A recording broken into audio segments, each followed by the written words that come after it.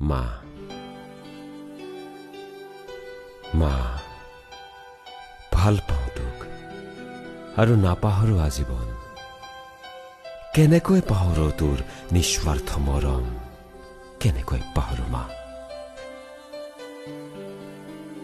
নিজে নাখাই তই যে দিছিলি আমাক ভাগৰো ভাগৰ শুকান ভাত যেতিয়া চকুলোৰে হৈছিল পনীয়া মই বৰকৈ কান্দিছিলো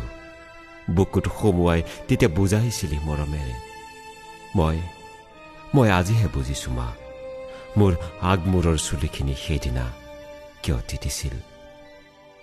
মা ইমান দুখৰ মাজতো কেনেকৈ আছিলি সুখী তইতো নাছিলি দুখীয়া ঘৰৰ তথাপি নাছিল কোনো আপত্তি পিতাইৰ ওচৰত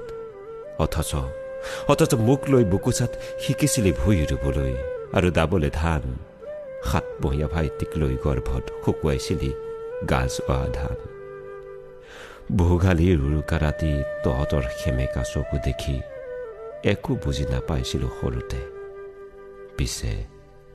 পিছে আজি ভালদৰে বুজিছো কিমান দুখ হলে মেজিৰ জুয়েও নোৱাৰে তপতাব সেমেকা চকু মোৰ আজি কোনো ক্ষোভ নাই মা হ'ব নোৱাৰি চিকিৎসক অভিযন্ত্ৰা মোক লৈ গৰ্ব কৰিব নোৱাৰিলেও সৰু হ'ব নালাগে কাৰোৰে ওচৰত তহঁতে সৰুৰে পৰা শিকোৱাৰ দৰে আজিও শিকি আছো মানুহ হৈ জীয়াই থাকিবলৈ জানো মা দুখৰে বুজাবুজি কৰা উজাগৰি নিশা বিচাৰো মই তোৰ উমাল কোলা মা মানুহে কয় ল'ৰাবোৰে হেনো বিয়া পাতিলে মাকবোৰৰ অলপ ঈৰ্ষা হয় কি জানিবা মৰমবোৰ কমি যায় পাহৰি যায় অতীত মই জানো মা তইতো তেনেকৈ নাভাব কিয়নো তইতো কেতিয়াও পিতাইক কাঢ়ি অনা নাছিলি আইতাৰ বুকুৰ পৰা আৰু মা